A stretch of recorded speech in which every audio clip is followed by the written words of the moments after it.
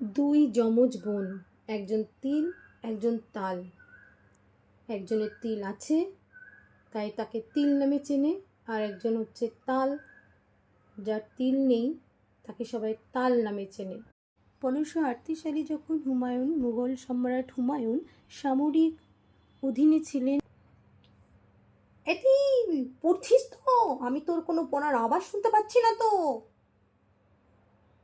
হ্যাঁ মা, আমি তো পড়ছি। আমি বই নিয়ে বসেই আছি, অনেকক্ষণ থেকে পড়ছি। আমি তো পড়ছি মা। দূর বাবা, ভাল লাগে না, এতক্ষণ ধরে কি পড়া যায়? তার থেকে বাবা একটু শুয়ে নিই, অনেকক্ষণ শুইনি তো।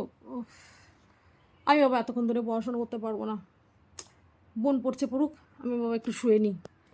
ভাল লাগে না, ও যে কী করে এতক্ষণ পড়াশোনা করে বুঝতে পারি না বাবা। অনেকক্ষণ ধরে পড়ছি, মাথাটা ধরে গেছে।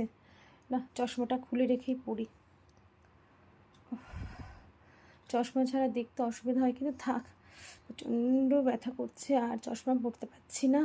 এবার চশমা ছাড়াই পড়াশোনাটা করে নিই।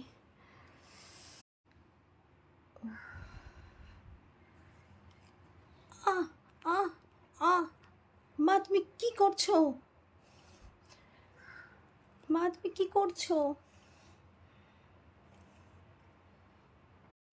বল। হ্যাঁ, আমি পড়তে দিয়েছি তোদেরকে, আর তোরা বসে বসে গল্প করছিস, ঘুমাচ্ছিস না কি করছিস? কোনো আওয়াজ পাচ্ছি না।